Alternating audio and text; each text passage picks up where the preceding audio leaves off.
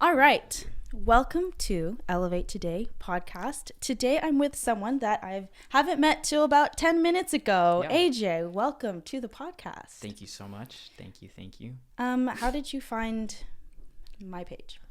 I found your page on Instagram. I think I was scrolling and it popped up on the For You page, like a little clip of someone. I can't remember who it was. I was like, hey, this person, I think I know them. So I clicked on the podcast and then I started going through it. It was actually Brooke. Yes, Yeah. Brooke.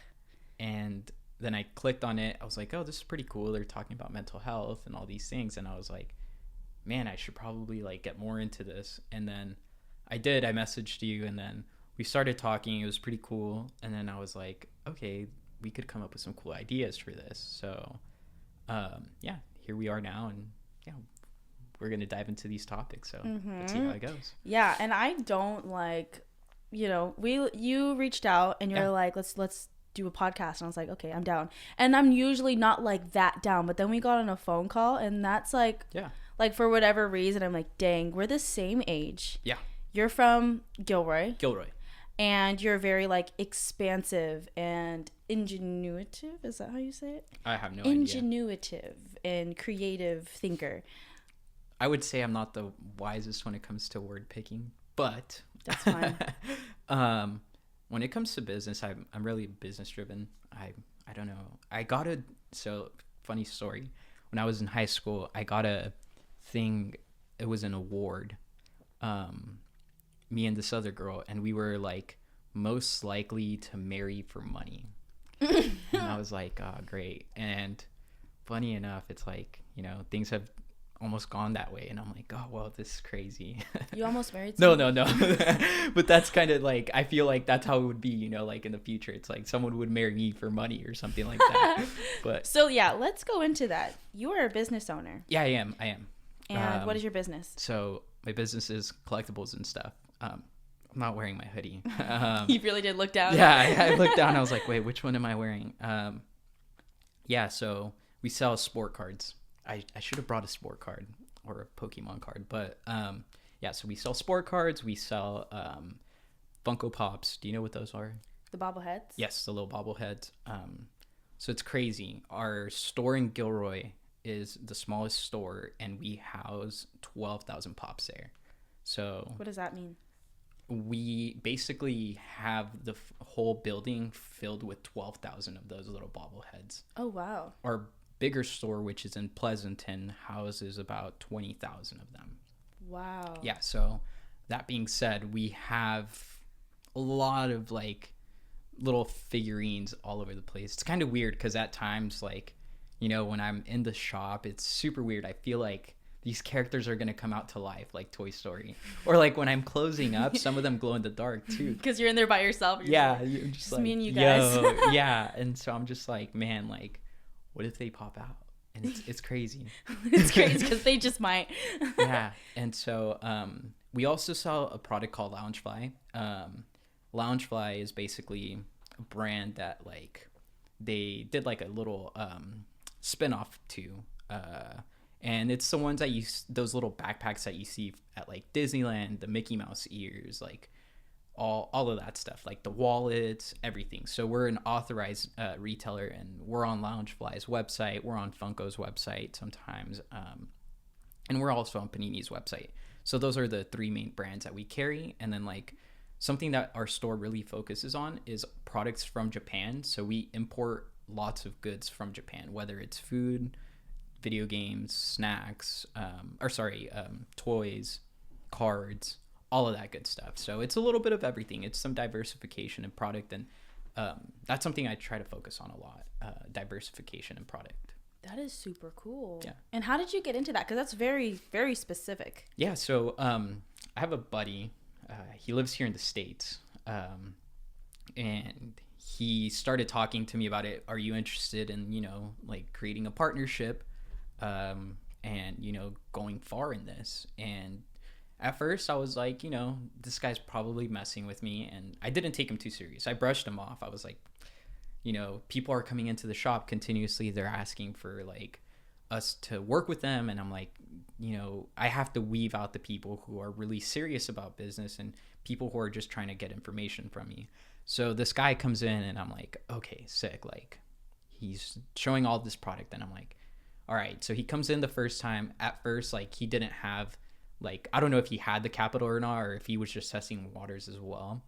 But he comes in and he goes, I have $1,000 worth of product. And I'm like, that, like, at the moment I was like, bro, we need more than $1,000. We have to supply 3 stores.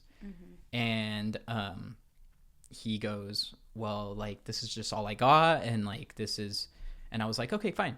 So I bought everything that he had, and within the span of like 3 months, we started working up quantities up to $20,000, $30,000 in just these cards. And it's not that it is a very lucrative business, but it's not something that I would say, I feel like it's gonna like shift and like change over time. It's not something that's steady, right? It's almost a trend. So what we've been working on is trying to find other niches and other products that we could sell or we can get into, so that we're not stuck if in case that does happen where like there's scarcity, or sorry, I mean, there's no demand for this product and there's too much supply of it here in the States, because it's happening. There are a lot of YouTubers, a lot of people on Whatnot and all these platforms that people sell on, Twitch, all that stuff. They're getting their hands on this product and they're selling it for a lot cheaper. But even though they're selling it for a lot cheaper, the prices in Japan are increasing a lot more because the demand is crazier. Wow. Yeah. So before, when the demand was like not as crazy, the prices in Japan were like cheaper, right? So we were able to pick up the product way cheaper, maybe like $20 cheaper, right? And now we get it here in the States and it's like, we're not making as much because we have to pay for shipping, customs, all that crazy stuff. And so at the moment, we're in the space of trying to find gadgets or different little items, right, that are almost like small, like the cards, because we have to think about it. The way that I sell the product in store, it has to be utilized enough so that basically every square foot that we have can fit as much as it can. So if we have 1,000 square feet, which is the size of our Gilroy store, we have to make sure that 1,000 square feet gets utilized to its max capacity. Sometimes people say it's bad, but when you're up and coming, it's good to try to fill every single corner to try to utilize and maximize your profits. The more display that you have, the more income that you'll be able to receive over time. And so with that being said, that's why we're trying to find these smaller gadgets, less shipping, less cost, maybe more weight, but it will all come down to how much we will be getting and how much we will be selling it for. It's the margins at the end of the day that matter the most. So with that being said, like I was saying in the beginning, these Pokemon cards may not be something that'll be in demand 5 years from now. So a spin-off of that would be nice. But yeah, Interesting. this stuff gets crazy. Yes, but it's you found that starter niche, and Yeah. now you're just making your business resilient. Exactly. So it becomes timeless. Mhm. That is crazy. When did you begin? How old were you? So I started off getting into business when I was about 14 years old. What did you start with? Supreme and sneakers. No way. Yeah. Okay. So I started with Supreme and sneakers. I remember being about, I was like 14, and I was transitioning from middle school to high school. And I would see a lot of people like with all these like really nice clothes and everything. And I was like, man, like I really want some of that. Like, where do I get that? So then I got my first job. I used to work for Togo's for 2 weeks, and then I quit. When you were 14? Yes. Wow. Or 15. No, 15, yes. Because high school, freshman, 15, right? Yeah, 14, 15. 15, yeah. So I got my job at 15. And they're pretty clutch. Like, those people are pretty cool. For the 2 weeks? Yeah. But the job was, like, hard because, like, we were out by a stop where, like, people go and like pull over and get food. It's like, most of the time they're like traveling or like it's truck drivers, and they're always like angry for some reason, and they'd come in like last minute, and like I would be so like overwhelmed because I'm like doing school and like I'm trying to like get good grades. I'm also doing soccer at the time. And I was working that job, and I quit 2 weeks after. I just focused on my school, and I give up on that like idea. So then here comes junior year round. I met this guy that was really into Supreme, and he was like, "Hey, dude, like, have you heard of like bots and all this stuff?" And I was like, "What? Like, this is so crazy." And here comes my engineering buddy Omar, one of my greatest friends ever. He comes in and he explains to me how servers work, how proxies work, how all this intricate stuff in the engineering world and computer science world works. And I was like, dude, you're a genius. I need you. And I grabbed, because at the time in junior year, I got a job at Rock and Gem. So all the money that I had saved up, I bought like on the first drop. And that's when it was over. I was doing shows with SneakerCon. I was on podcasts with SneakerCon, like people on stage. What do you mean shows? What were you promoting? We were just like selling our product, right? Your shoes. Yes. Our Supreme shoes, our Supreme clothing, Supreme accessories, our sneakers. And are you reselling them? Yeah. Buying and reselling? Yeah, okay. We were buying and reselling. So we do that, and then we start to spin off into YouTube. And then we start our YouTube channel, and it got pretty popular. And so we're selling our merch, and this is all in the span of like junior, senior year. And then I go into college. I go to college, get to college my freshman year, and I didn't really have that much accessibility to town and do all the sneaker stuff. I had a bunch of pairs. When I ended my whole sneaker stuff, I went to a store in Newark and I sold everything. It was like 600 pairs of sneakers. What? Where were you storing this? I was storing it at a warehouse. It was a small little warehouse. But and you were like 18? I was 17 at the time. And it was really profitable? It was really, really profitable. And we were doing really good. Thing is when COVID hit, so this is like when things start getting bad. So I get out to college. I'm not able to like keep up with it. I was, for the 4 years at Cal Poly that I was out there, I was driving for the most part. I'd say half the time that I was out there, I drove back almost every weekend that I could to be able to like keep up with my business. When senior year came around, that's when I was like every single weekend I would drive back. There was even a point in time where I would have classes and like I wouldn't go. I'd excuse myself from the classes, or I wouldn't show up to the classes, and I would just get out there just to like keep my business running, right? And so freshman year, we're about to finish up and everything, and then sophomore year comes. I like I said, I had let go of everything, and then in sophomore year, COVID hit. So I come back home. I don't have a job. I don't like the degree I'm like using. What were you using? I was I was working with a firm in Gilroy. They were a civil engineering firm. They were basically, all I was doing was just drawing stuff for them on AutoCAD or SolidWorks, and it was just manufacturing little components or going out to sites and taking sketches of the pads and drawing them on like AutoCAD or whatever. It wasn't for me, and I was like, screw this. I was there for a few months and I didn't like it, and COVID got really, really bad, and I was working on a lease with the outlets like when I was going into college, and I told them, hey, like I'm interested in getting a deal done for a sneaker store. I never fully executed it, but it was coming up to the time where I was supposed to be signing the lease. And so I go and tell the lady like, hey, like, you know, I'm ready to sign the lease. At the time, I'm like, I sold all my shoes. Like, I don't know what I'm doing. And I was like, well, fuck it. Like, I have to figure out what I gotta do. Like, I'm about to sign this. And so I sign it. And at the time, I had like all these pops that I had stashed. Actually, the guy who just called me prior to this, Yeah.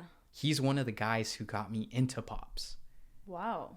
Yeah. So when we were in high school, one of the things that I would spend my money on was pops. The collectibles. Yeah, the little bobbleheads. Dang. And I have a tower of pops. It was like 200 of them, right, in my room. And I was like, there's a store out in San Jose that sells these. And I start looking up Funko stores near me. I'm like, there's none around me. I was like, what if I start a Funko store? And so I do. I love that. I do. And they're like, okay, cool. And they're like, you have 3 days to move everything in here. I'm like, okay, sweet. So like, is this you or do you have a team? No, so like team as in family. So at the time, right? Time being. Now I have a team, right? Mm-hmm. There's 20 people in our staff. Wow. Yeah, so I have 2 managers and the rest, actually 2 social media managers, 1 actual manager, and the rest are basically, I don't like to call them employees. I like to call them like friends, brothers and sisters. Because like, I hate the fact of like, I don't know, there being like a whole system where it's like, oh, this is like my boss. Like, no, like, you know, we're the same age. Like, yeah, like just have respect for me and like, you know, I'll have it back. But, you know, don't treat me like I'm superior to you. Like, we're both the same. We're both human. You know, you just don't have that spirit or entrepreneurial spirit or mindset. Yeah. Which is totally fine. Don't get me wrong. If everyone was an entrepreneur, like, people would not be like having normal jobs, right? Yep.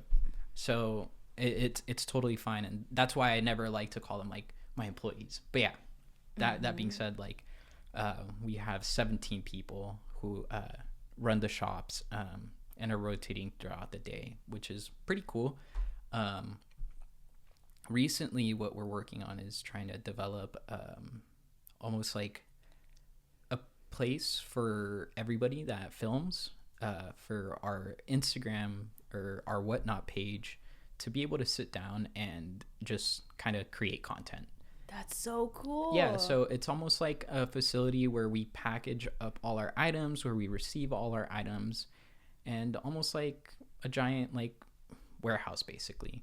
It's just that here in the Silicon Valley, it's a little bit expensive. Yeah. And you know, my business isn't like ready for that just yet. I mean, I hope I do get to that point one day, but at the moment it's not at that level. But that being said, I mean, it does help out a lot to be here because, you know, this is a place where there's a lot of people with money, you know. So yeah. It's crazy to me. You go to like different parts of like, because we travel, right, for work. We go to like different states, right, and we get to see like a bunch of people with different like values, and the way that some kids get treated here, it's like they're very like, I don't know, it's almost like I feel like privileged in a sense, and the way that like kids in like Texas or like, I don't know, Arkansas or like Kansas, like the way that their values are, it's like they see the card and they're like, oh, it's just a card, whatever. And I'm like, oh, wow, like that's crazy. To me, that's crazy, right? And like here, it's like kids see that and they're like, oh my God, like this is like magic. Yeah. And it's just different core values. And I mean, I get it. It's interesting, but at the end of the day, it's to each their own. But yeah, back to the whole facility. We want to just basically have an all-in-one place where we can stream, where we can do our packaging and we can receive our shipments from.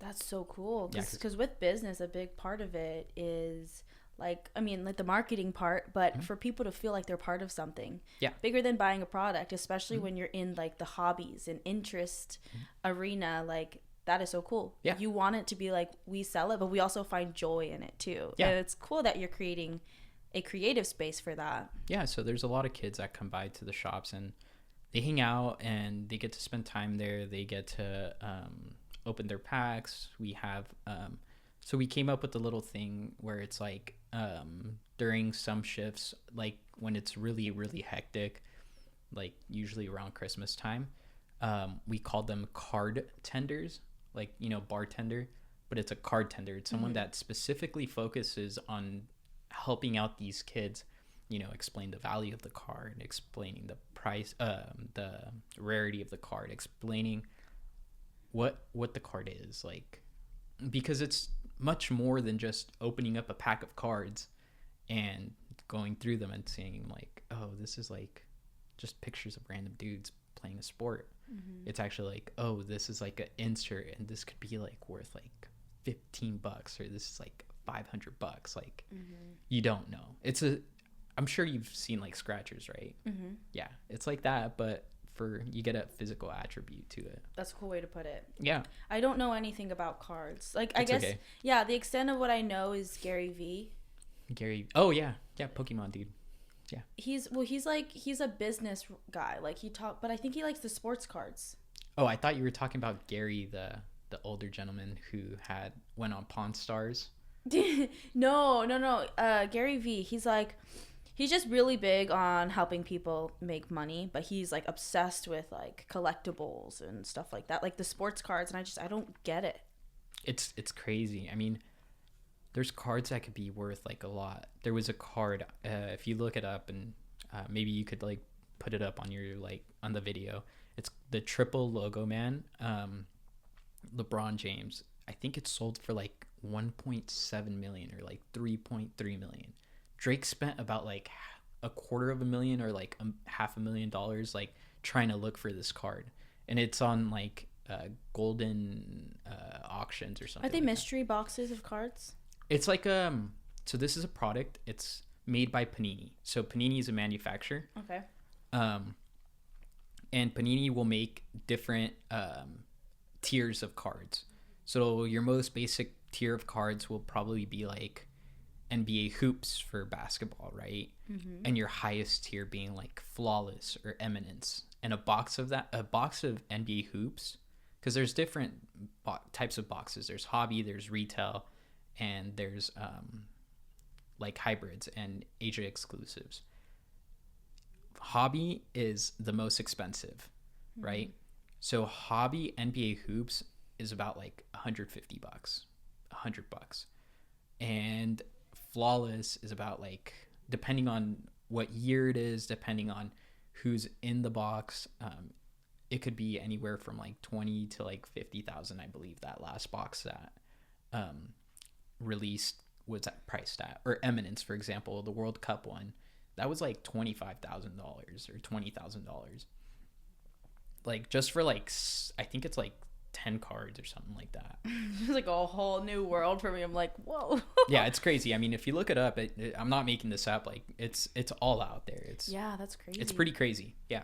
I know this is like, it's like a whole different like world to it. Like, if money didn't exist, like people could technically like use cards to like pay with it. It could literally be a form of currency. It's crazy. Interesting. Just because they're so valuable.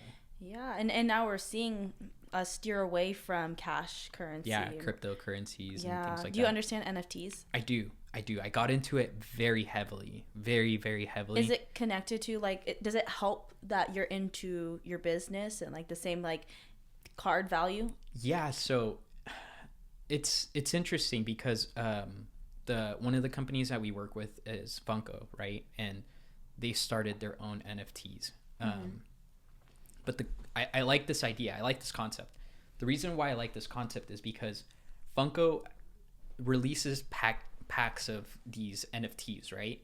So they'll release 3,000 packs and they'll make a pop that's numbered to like 100. And so out of those 3,000 packs, only 100 packs are going to have this like pop, right? And once you get that pop, if you're lucky enough. What's a pop? A Funko, the bobblehead. Okay. Yeah. Okay. So once you get that item, you can redeem it online, right?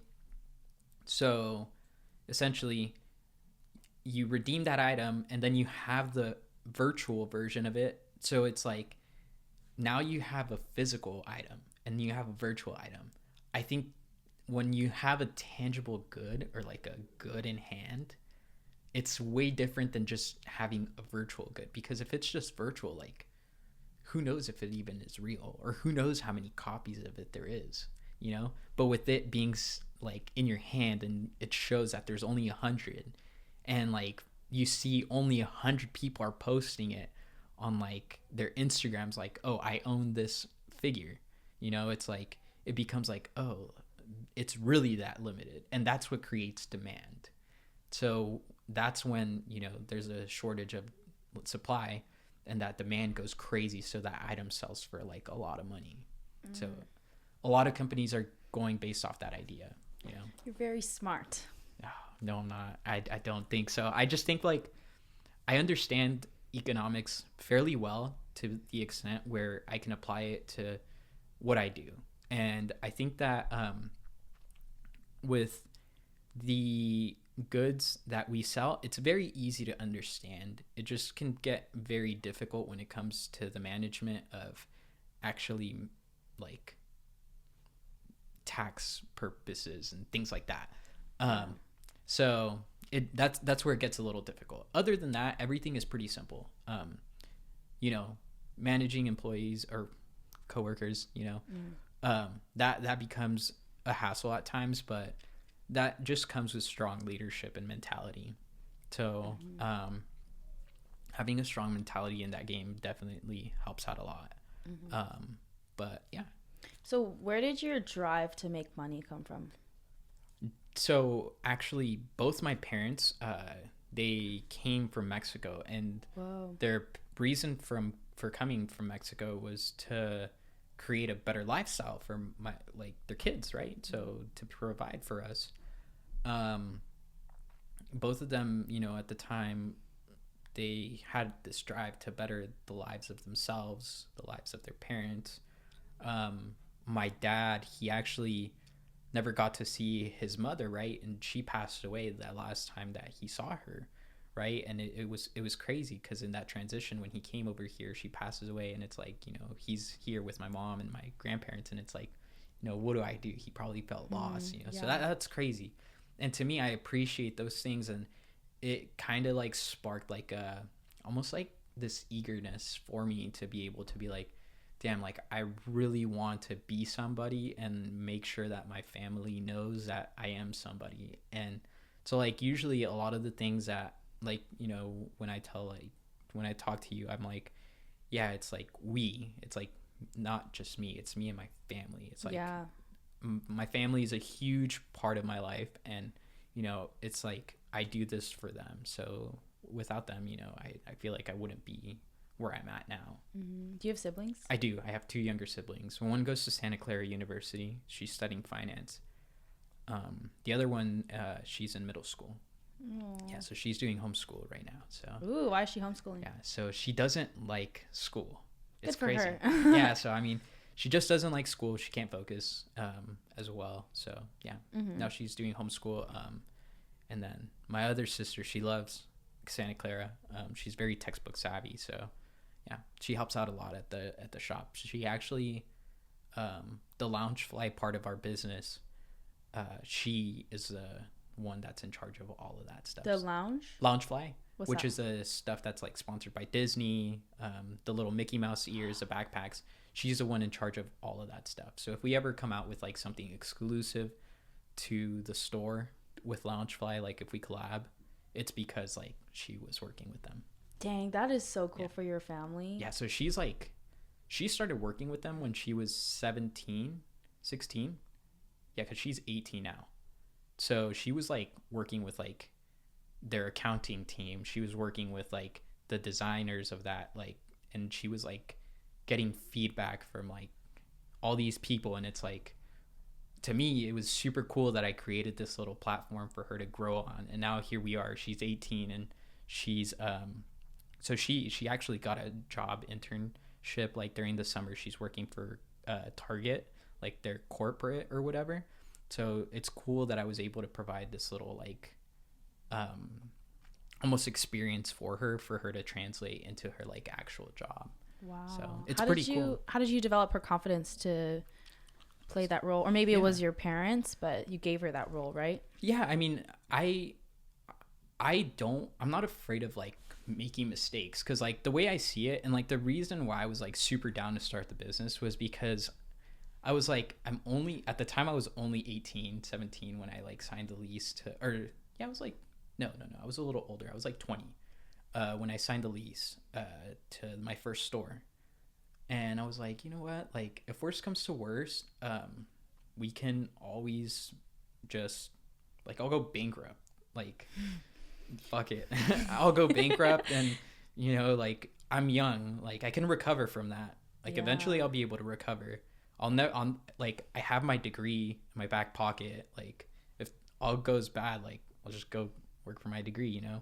And my family does construction, so I was like, you know, I could just go do construction with them. It's like, so I never really felt like this urge of like, oh my God, if I don't do this, like, I'm gonna be screwed. Like, I feel like I always kept options open, right? So with that being said, my sister comes into play when I was like, you know, just do the best you can, and if you have any questions, just let me know.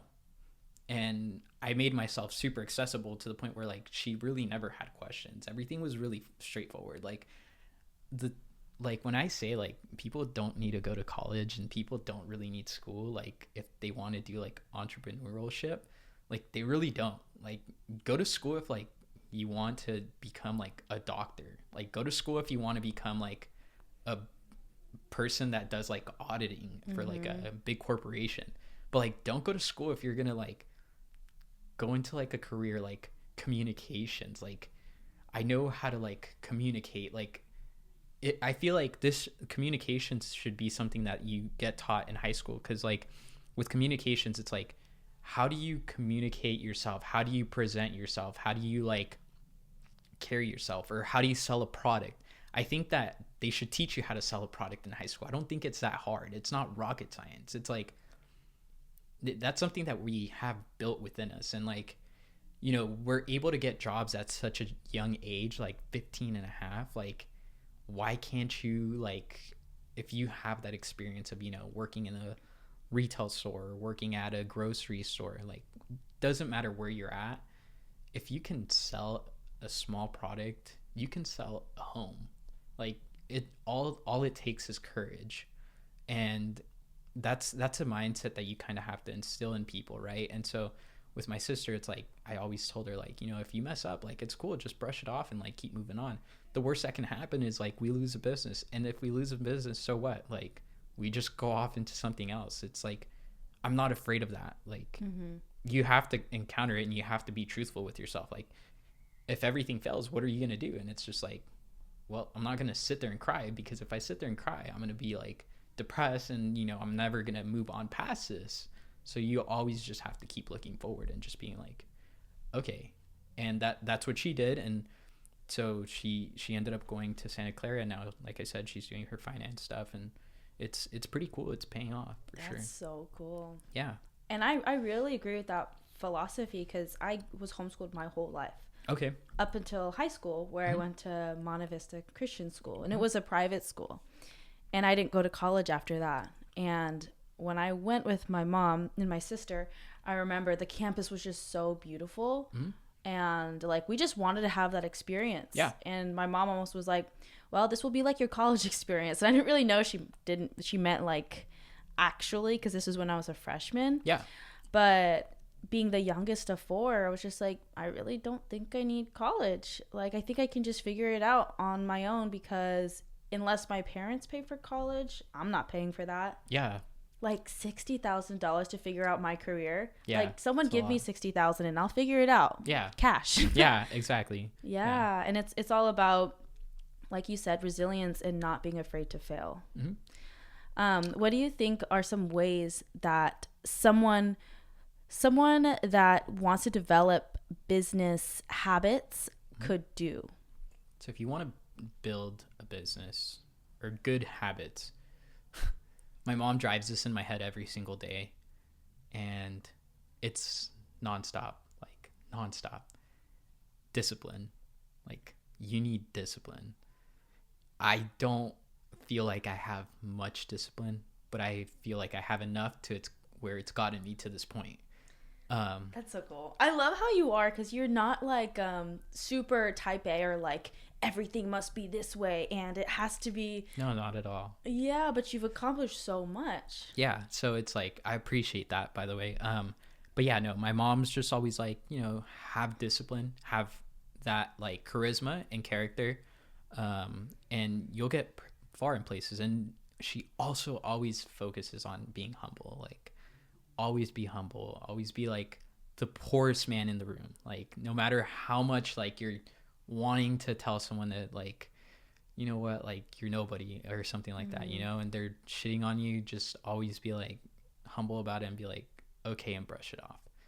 Never brag about anything. And it's just like, at this point, like where I feel like I'm at right now, it's just like, I don't feel like I have to brag about stuff. Like, it speaks for itself.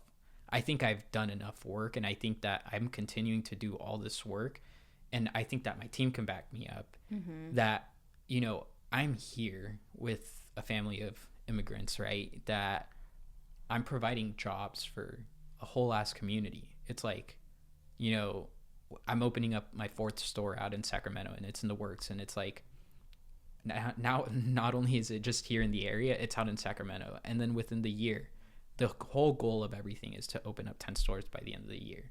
Wow. Yeah. So Sacramento is our 4th store, but within this year, it'll be our 1st. We're looking at Vegas. We're in topics with Vegas. That's people, so cool. And we're opening up most likely in Arizona and a few other states like Texas and Denver and places like that are very overpopulated and saturated, right? But with that being said, what we try to get at is that we want to make sure that we always have this like humble mindset and this very intricate like way of expressing the company and what we want to show out to the company. Sorry, I like lost my train of thought there. I was like super like thinking like the Sacramento store is like about like 25 days from opening. Yeah, I was just like, oh shit, like, we're talking about things and it's like, damn, like, it's so crazy to me. Like, it hits me like really hard when I'm like alone in my bed, like just in my thoughts, and I'm thinking to myself like, holy shit, like I did this. Yeah. And it's like right now, like I look down at my phone and it's like, damn, like there's like 30 messages, right? And I'm like, holy shit, like this is real. Like I asked for this, there's times of like realization where I'm like, oh fuck, like this is really happening. And if on top of that, we were supposed to do all the shows, but then I got like super sick with like anxiety and all that craziness. Yeah. So I canceled everything, but we are still doing a few of them, and that's a little cool part about it. We get to travel as a team, so I get to like be my age with like my coworkers, and like we get to have fun, and we just like get to experience like new places together. And it's super cool because out of the entirety of the shops, we've had 4 people leave on us, and that's crazy. Was this like part of the team or? Yeah, part of the team, but they left voluntarily. 2 of them left because of college, and then the other 2 just left because they were like not really messing with the vibe and stuff. So it's like, aside from that, it's like, haven't had a crazy turnover rate of people, and it's been pretty good. I really like the people that we work with, and I mean, I hope they like it too, because I don't tend to get mad or upset.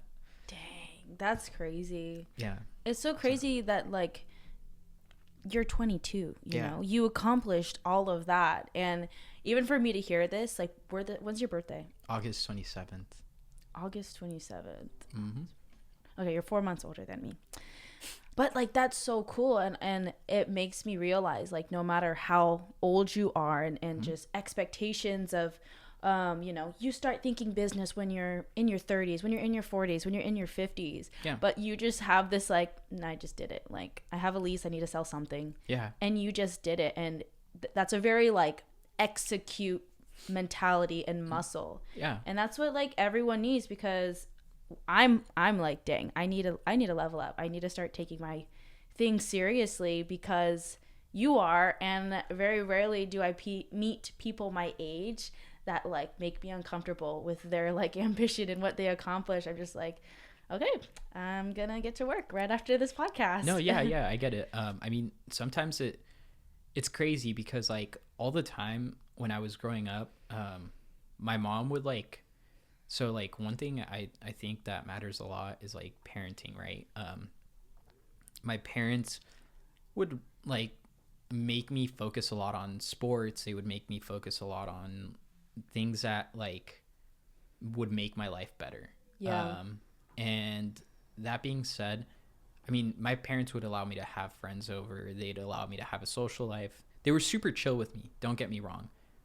But they would also tell me like, go work with your dad, or like go do this with your uncle, or go do this with your other uncle. Mm-hmm. I'd be like, all right, and then after a while I kind of realized like, damn, like I don't want to keep working hard like that. Like I'd rather be like they'd expose me to these people, right, that they're working for. And like at one point my uncle and his company were working for Facebook, and they got to meet Mark Zuckerberg, and I'm like, what the hell? Like I'm a kid, right? And at the time I was like, whatever, like here's like the tools that you need, whatever, they're doing like this crazy job site. My uncle just takes me for fun, for me to like look at it, and I'm like, cool, like can we go now? And a few years later I see like the picture that they have, like my uncle has, with like these people, and I'm like, dude, that's crazy. Like I got to be like around this like growing up. Or like for example, my uncle at the time was working at the Gilroy Library, and he was doing the sheet metal work around the Gilroy Library, and I got to be up on top of the Gilroy Library, and that's probably something no one will like, not a lot of people will get to do. True. Right? And so it's like I was like a kid at the time, and now I'm like, I got to do all this. The person that lived next to me, he used to be the mayor of Gilroy. His name is one of like Sig Sanchez on the freeway. Oh wow. Yeah, so like I don't know, he doesn't like own the freeway, but like I guess he donated a bunch of money, and like he is on the freeway. That is so cool. I got to learn so much from him. A portion of why I did like my major was because of him. He was like super involved in the water district of like Gilroy and everything, and I was like, dang, like this. What's your major? Cool. Civil engineering. Okay. With the emphasis in agricultural system management. Cal Poly classic. Yeah, agriculture. And so I was like, damn, like this is so cool. He works with water ducts and all this stuff, and so I decided, you know what, I'm gonna do this. And yeah, I mean, it was such a fun major, and it was pretty cool. But the part of like me being able to get exposure from all these adults and being with them, it was like, man, like I really want to be like those people.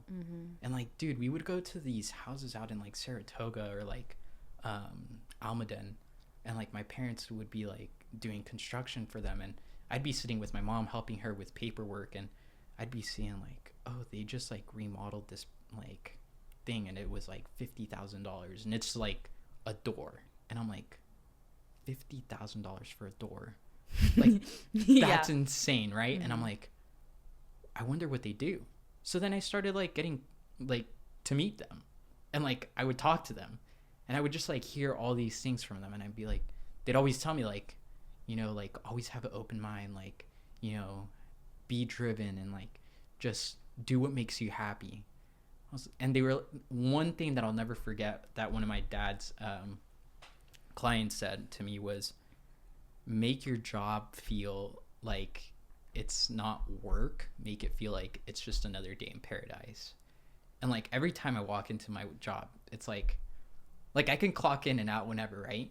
But it's like I could work from my bed or whatever, right? And it's so cool. I'm like, holy shit, like I'm in paradise. And like right now it's like, you know, I'm getting paid, but it's like I could just be on my phone and be working, and it's just super simple, right? Yeah. So that's like the point where I was like, this is what I want to do, and this is where I want to go.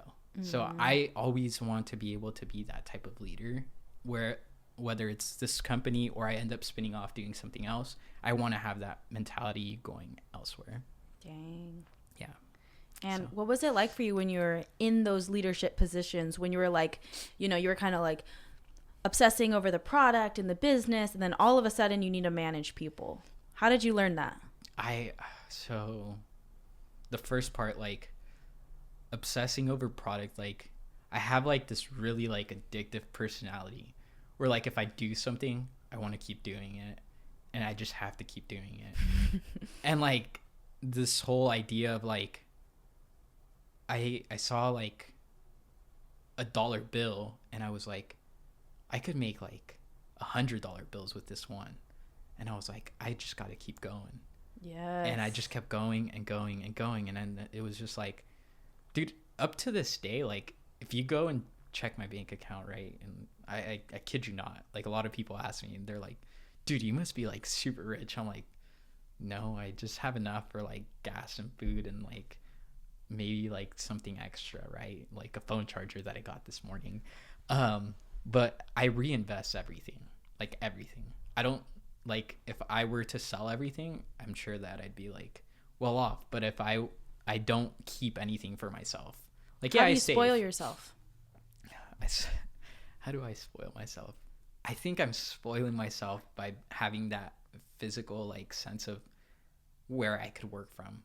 Like I'm not like forcing myself to show up to a job. I'm not forcing myself to, you know, show up to an office. Like I could be wherever. Like for example, you know, we have the option to go to a show, and at that show we're able to do so much. Like with my team, we explore cities, we explore new places, we explore like different things, right? We bond together. We go bowling, we'll go drinking, we'll have a good time, right? And that's kind of how we spoil ourselves. And now that's kind of like the obsessive trait. What was the second part of that question? It was like, how do I obsess over it? And how do you spoil yourself? How do I spoil it? Oh, and then how did I manage people? Yes. So on top of like being super obsessive about like the product and stuff, I realized this is a really good product, but then I gotta have people that are willing to sell this product, because like, not to be like offensive or anything to people who purchase this product, right? It's just not something that ordinary people would like. It's something that a unique person really likes to collect. It's not something that everyone wants or needs, right? Yeah. It's very unique, and it's very directed towards a group of people. But I saw it a different way. I saw it as one for everyone, because it really is one for everyone. You know, grandparents used to open up baseball packs. I open up baseball packs, and now my little cousins open up baseball packs. So when they get older, I'm sure that they'll be my age one day, and they'll be like, oh yeah, like AJ, yeah, he used to give me like Pokemon packs. And I'm sure Pokemon 22 years from now will be still around, because, you know, I mean, even if it's not, there'll be something similar. And I mean, we're seeing it now with NFTs. You know, that's a similar concept to the Pokemon cards or the scratchers. It's a sense of gambling that people like, and that's what attracts like human mind, right? So that's why a lot of people like that feeling. But when I got into the whole managing aspect of things, it's like, who wants to sell this product? Who wants to be able to like get us these clients? And I started finding groups of people that were like me. So I know it sounds like ridiculous, right? But it's like, if the way I thought is, if I can replicate myself 20 times, who and how would I do it with? So I would interview, like, I kid you not, like the first day that we posted that we were hiring for one of our locations, which was the one in San Jose, we got over 250 applicants within the first hour. What? It was crazy. Because that was their passion. That was their passion. That's what they wanted to do. It was insane to me. I was like, whoa. Like, it was crazy. My email that day got flooded. And, like, I was getting, like, calls. I was getting text messages. It's crazy. So, like, my personal number is the one that we use for the shop. Because I figured that if I give people my number, they're probably not going to call me. I figured they're probably going to be like, oh, like, maybe he's busy. I'm not going to call him. So... That's what you figured? That's what I figured. And I was like, well, fuck, that's like probably the biggest mistake I've ever done. And so like my number's still out there, like on the forums and stuff like Yelp or whatever. But yeah, it was crazy. 250 applicants. It was, to be exact, it was like 254, 256 around there. How does that happen? So we posted it on our Instagram. We boosted the post. And we had already, we don't have a super crazy following on our Instagram, right? But everyone was just like sharing it and like talking about it. And the mall that we're at is not a bad mall. It's very popular, and I appreciate the opportunity for Westfield for having us at that center. And Oak Ridge? Yeah, Oak Ridge. And yeah, I mean, it was crazy. Their marketing person. So you know the people that work at Oak Ridge? Yeah, I know so I've met with a few of the people that operate Oak Ridge, Westfield. So I know the people that operate Westfield. I've met 2 people from corporate, and I've met. Actually, I haven't. I have. I've met 1 people from Simon. So those are the 2 centers that we lease through. That must be fun to have those meetings. It's interesting. The most formal meeting I've had was the last location that we opened up in Stone Ridge. It's pretty crazy. Usually, like when I'm calling into these places at first, they would be like, okay, thinking it's like a CEO of like some giant company, and I had to explain to them like, no, like I have a small company, like, and they would notice my voice, like it's not like a full grown man's voice, you know. I'm like still a kid, you know.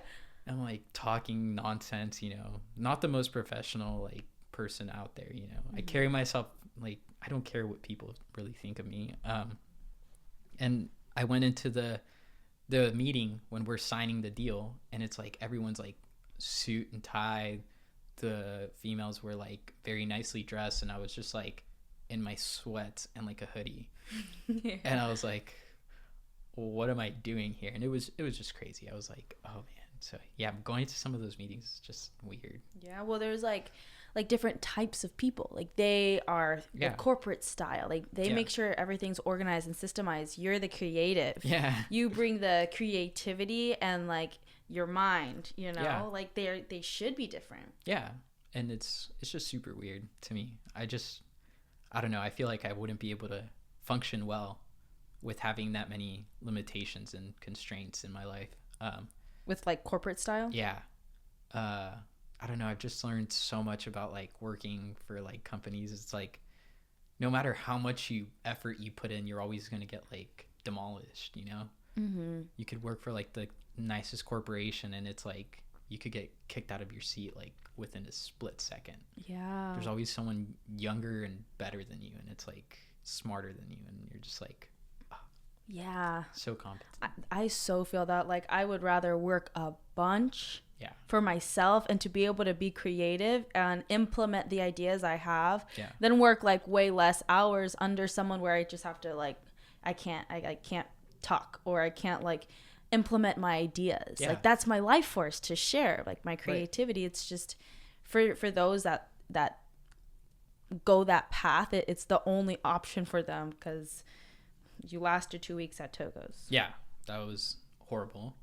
I can't go back to that. I smelled terrible. I remember like coming home, I was like, damn, I hate this. And that's when I went into the last day. I remember I took out the trash. I was like, fuck, man, like what the fuck am I doing? Like I hate this shit. Mm-hmm. I just knew it wasn't for me. Was that the only job that you worked? I worked at Rock and Jump, and I worked at Icicles. Ooh, that's fun. Yeah, I worked at Icicles for a long time. I actually helped them out. So I was working at Icicles when they were halfway open through at Willow Glen. Yeah, and I helped them open up Gilroy. So that was like a huge eye-opener to me. I got to be their lead manager at Icicles. Wow. And Oh, that was like the first one. I remember I yeah, would go there and I was like, dang, this is the coolest thing ever. And then when they opened and go, I'm like, oh my gosh, that's insane. yeah. So I got to meet the owners. Um, it was crazy. The guy at the time had like my dream car. I was like, dang, like that's crazy. What was that? It was a at the time it was a i8, but then I grew up, and I bought one, and then yeah, we sold it as we made a decision it was best to sell it, and then I got this car once I like Yeah, it's finally very had beautiful. stability. Thank you. Very Thank beautiful car. Thank you. Cars are a huge factor in my life. I love cars and watches, but I try to be very subtle about it. Mm-hmm. The car's not that subtle. No, it's not. It's not. There's other colors out there.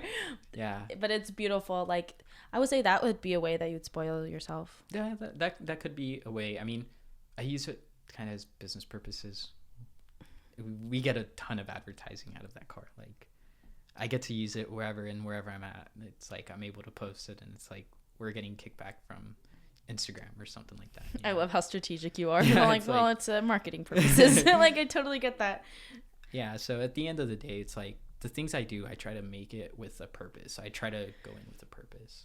I swear to you, that was literally what me and Daniel talked about like all morning.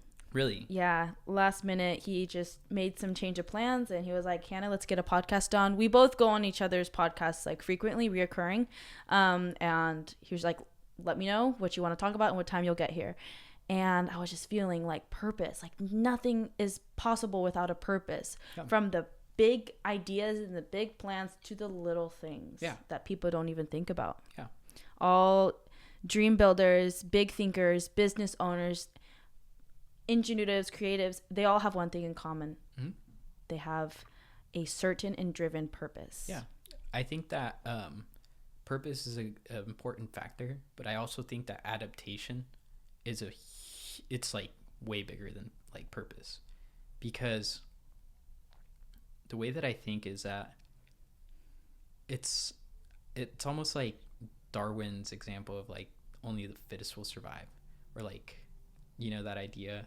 I feel like in this world, or like with certain like jobs and certain like creativity, we have to be very like specific in like how, if for example I want to become like a CEO, or I want to work for Apple, you know, how are you going to adapt and be better than the next person? So I think like adaptation is like crazy, because like if you see now all the people who adapted to cryptocurrency and got with the program quick, they became millionaires, right? And like then they dumped it and they adapted back to how society is now, and it's like they kept their money. So it's like just adapting to all these changes. There's new ways to make money, and being able to adapt to those ways is what will create this new mindset for these up and coming kids, for young adults, for adults that are like already in industries, and for even grandparents. You don't like, you know, they might have properties, or they might have some sort of investment, and maybe it'll get them to like adapt to the new way that society is working. Mm-hmm. And so I think that this whole idea of like adaptation, it's like, yeah, only the smartest and like most savviest people will be able to like make more money. It's like the more you get with the program, the more you're going to be able to have a different outlook on the things that are going on. Now what is the program? So the program, I mean, there's a lot to discuss about that. I mean, being able to realize what's worth investing your time, your energy, and your money into. I think that investing time into things that benefit yourself, I think that investing money into streams that always have a consistent cash flow. And I think that investing in something that keeps you aware with like society, so maybe that is sharing with a charity, or maybe that is sharing with a community, but with those three things, I feel like that builds a character, right? And that character role, or that character that I personally I think is a leader, right? If you're investing in all those things with the consistent cash flow, you're able to provide for the charity, or you're able to provide for the community, and you're able to provide for yourself. So that system that you create is a program, and that program is just repetition. Just more repetition over and over again until you get it down and you nail it down. And throughout the whole process, there's going to be places where there's, bumps and kicks and rocks thrown at you on the road, and it's all part of the game. But yeah, it's all come due with time. And so how would you say, because you are so resilient, how do you handle like your mental space and understanding anxiety? Like, how have you been able to be resilient through those battles? Yeah, so anxiety, it's great. It's a awesome like feature that we have evolved. I told you about the books that I've read. I think that I read like the cover of like maybe 6 books or something like that, 7 books, and they all started with, did you know that like 3 million years ago we evolved this thing called like adrenaline glands? And I was like, what? And they basically, it's an idea that like our ancestors created adrenaline glands, and these adrenaline glands are they kick you into like this fight or flight system, and over time, we're not really in danger unless we're like in a dangerous situation, like a car accident, or we're fighting or something like that for our life, and that's when your body should feel that type of way. But nowadays, if you scare me right now, I could get that spike of anxiety. And I realized that these past 3 weeks I was going through like a hard state of like anxiety. Like I couldn't go out, I couldn't drive. Like this was like, actually this podcast here is like one of the first few times that I go step out of my bubble. And like the preparation that it took for me to come out here, even though it's not that far of a drive, it's like, to me it felt like eternal, right? And I mean, it's cool to be able to talk about this, because it's not something that a lot of people talk about, and it's also not something that a lot of people have like in their system, right? Like a lot of people don't deal with it, and a lot of people do. But those that do deal with it, I feel that what I could say that works a lot for me is doing yoga, doing self-care, and doing some sort of meditation. Those 3 things are like so crucial to me. Like I realized that in high school, one of my biggest things was like my skin. I like freaking hated how bad like my skin was. I would like break out all the time, and I would go to the doctors. I'd try to take like medication for it and everything. It just never worked out, and I was always like super insecure about that. Like college came around, it started clearing up. After college, I've been breaking out, but there's a girl here in town in Gilroy. She helps me out with like all like the skin stuff. I go and get my facials done with her. And she's awesome. So she takes care of me with all that stuff, and yeah, I think that the meditation, the yoga, they come in hand with everything, because meditation and yoga, you're able to kind of explore who you really are. Like you really get to feel like your true potential that you have within yourself, and that's the few moments in life where like you're really alone with your body, and like you're really present in the moment. It's like, wow, like I have like the ability to like breathe this way. Like even breathing, like I didn't know breathing exercises could really relieve someone's anxiety. And I don't know if I told you or not, but like I'm working on writing a little book like about anxiety. Whoa. And like tips and tricks, because a lot of people, after I spoke about my anxiety and things that I've been dealing with anxiety, they've reached out to me and they're like, well, what do you do?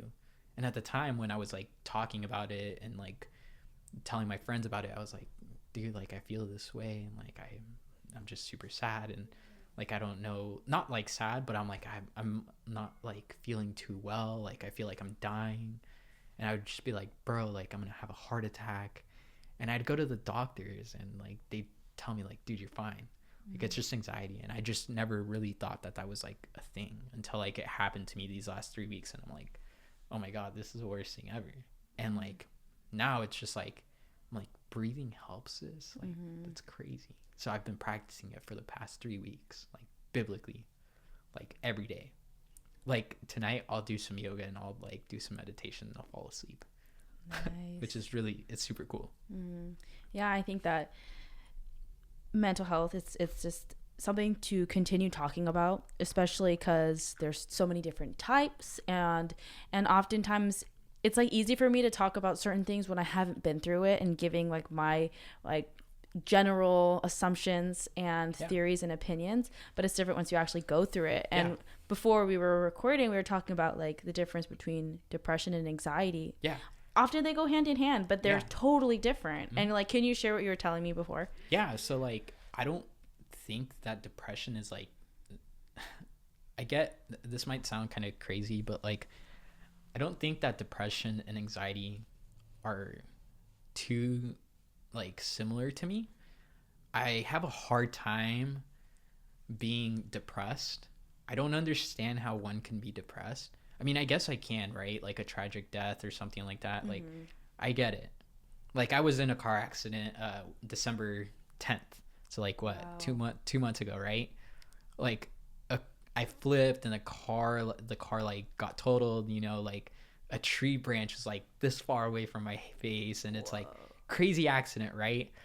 And I wasn't like depressed. I was like just anxious, and like everyone was like so sad. They're like, "Oh my God, like are you okay?" And it's like yeah, I'm great, like I'm doing fine, you know. I appreciate everyone that looked out, but it's like, why aren't you guys happy? Like I'm alive. Why aren't you guys happy? It's like, bro, you know, it's like I don't see the dark parts in things. I always see the bright side of things, because it's like with being depressed, it's like it's a mindset that's super easy for me to get out of. It's like shit, like everyone, I'd rather, like if someone wanted to trade anxiety for depression, like I totally do it. Because like depression, I could watch like so many videos on YouTube, like how to motivate yourself, how to do like certain things, right? But like with anxiety, it's so much different, because like anxiety, or maybe you can feel this with depression too, but like with anxiety, it's like I can't breathe. I can't, like at times I have like a difficulty with like thinking. I'm like I can't focus, and like I can't like just do my normal tasks, right? Because I'm so like worried, like what if I die, or like what if I pass out. And with depression, I mean, it's like, what if I cry? It's like, okay, whatever. What if I cry in front of like everybody? Beats me, you know. Like I think of like being sad as just like, it's maybe people have like a chemical imbalance, right? Just like me with anxiety, but them with depression. And it's just like, you know, they're not able to handle it the same way that I handle that. But yeah, it's been pretty crazy to my like therapist that like, you know, like they tell me a lot. They're like, you know, we deal with a lot of people who have anxiety and depression like hand in hand.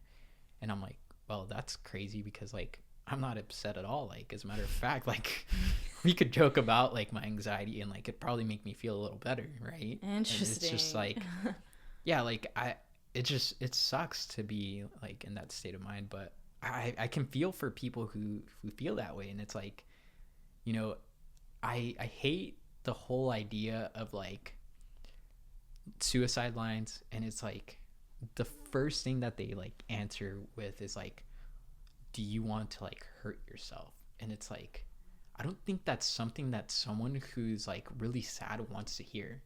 It's like, why can't you have like nicer music playing in the background, like, you know, like upbeat music, you know? Like I understand they're sad, but like why play like a sad like song? Like I've called the lines before, right?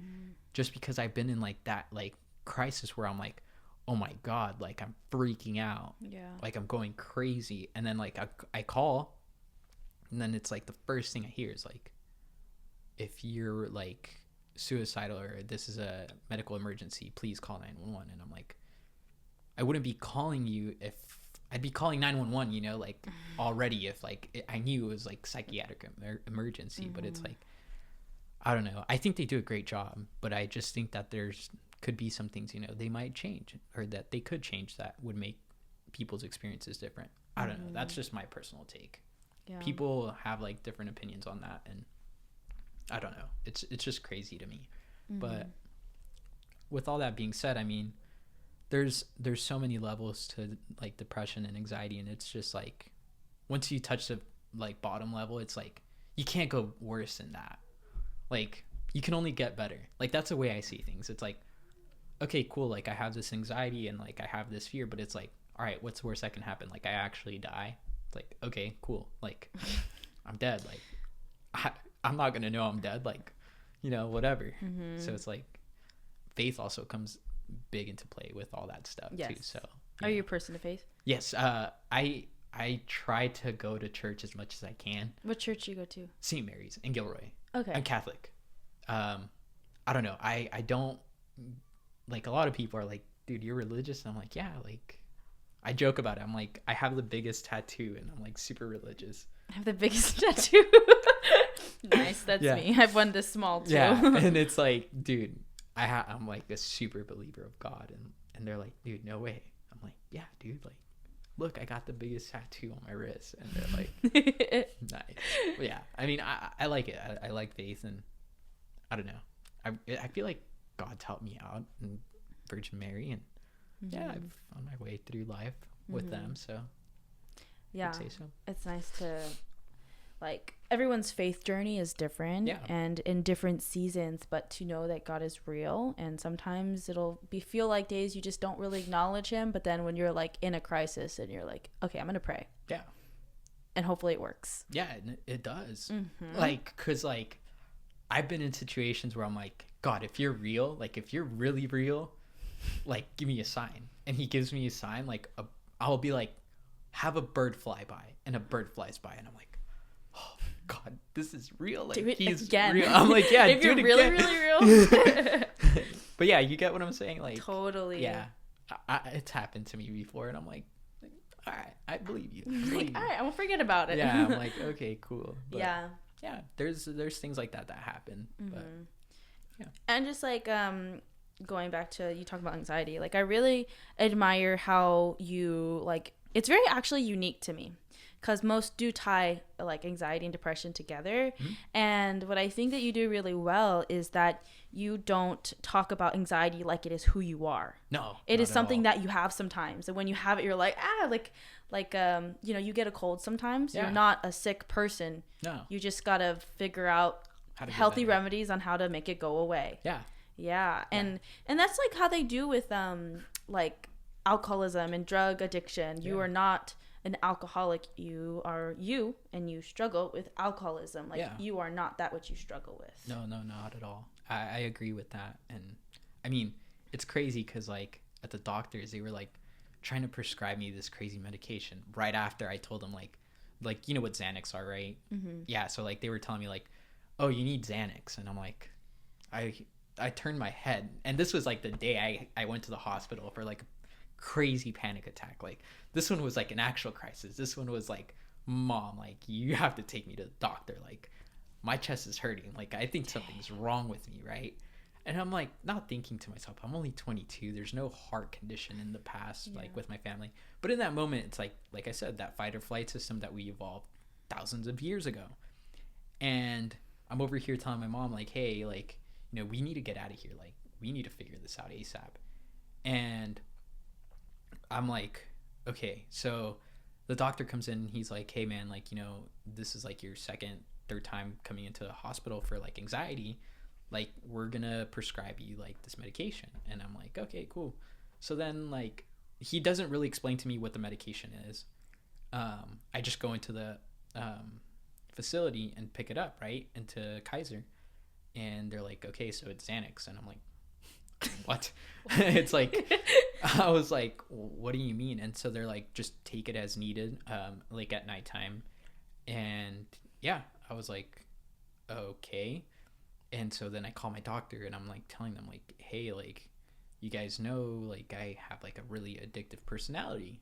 And like, I'm not going to be able to keep taking this. And so, they're like, you're going to be all right. Like, we're doctors for a reason. Like, we prescribed it. If we wouldn't have prescribed it if like we didn't think it's necessary. So I'm like, whatever. So I take it for like 2 weeks. Dude, like the last 2 weeks, right? This is like my first week clean off of it. Oh my God. Like the first like 3 days without it, I was like going crazy. I was like, oh my God, like I need my pill. Like I need it. I need it now. And I was like, dude, I felt like I was like going to go crazy. Right. And I'm like, dude, why did the doctor like do me like that? Right. Yeah. And it's like, I don't think that was something that was super necessary. And like, I would have been able to handle it fine. Mm-hmm. But it's just like, I don't know. They probably made $1,000 off of that. You're just profitable. Yeah, right. You're just it's a like, profit. They probably, and that's the way that they probably see me. And I'm like, damn, like that sucks. Like, I was actually coming to you guys for help, but you guys almost like put me in a bigger hole. Like, yeah, you have to be your own detective. Yeah, it's like so weird. I was like, dude, if I don't figure this out, like I might just actually overdose and die off of this. Like, it's crazy. Yeah, it gets rid of your anxiety, and now you have a drug addiction. Especially after you say you have an addictive personality. Yeah, like exactly. I tell my friends, I have an addictive personality. Don't let me do this too much. Yeah, exactly. And it's true, because when like you don't get prescribed or what's it called? What's the word? Diagnosed with addictive personality. No, you don't. You just feel it. You're like, yep, if I like it, it's gonna keep happening. Yeah, and it's just like you're able to kind of sense that on your own, and it's not something that you kind of have to go to the doctor for. It's like when you know. So, yeah. Well, we were about at that time. So any final conclusions that you would like to share that's on your heart? On my heart? I don't know. There's a lot on my heart. There's a lot of blood pumping through my heart. Uh-oh. I don't know. It's been, well, first of all, thank you for having me on here. You're more than welcome to come back on. No, I think that you're awesome. Someone that people could learn a lot from, I don't know. I feel like I don't have much to provide. Okay. I'm just kidding. No, I'm joking. No, but yeah, it'd be super fun to come back here and talk some more stuff. But yeah, I don't know. There's not much going on. I'll get specific for you. Yeah. What are ways from what you've learned and the life that you've lived on how people can elevate their lives today? How to elevate your life. Focus on yourself. Focus on the things that you really, really want to achieve in life. That being said, if you want to be like an entrepreneur, just go do it. Nothing's holding you back. Mm-hmm. It's like, just I've always been told the sky's the limit, and I've always looked at it as, no, it's not. There's outer space. So like there's more than just like the sky being the limit. So it's just like have a drive, have like that sort of level of adaptation, and have an understanding of like what your program is and how you want to establish yourself. Having that mentality will be able to get you through everything and come across something healthy. Dang. Wow. Yep. Well, thank you so much. Of course. Thank you for your time. Thank you. Guys, thank you for listening to an episode with AJ. Keep elevating your life and do whatever it is you have to do to live the life that you are destined for. Have a lovely day and goodbye.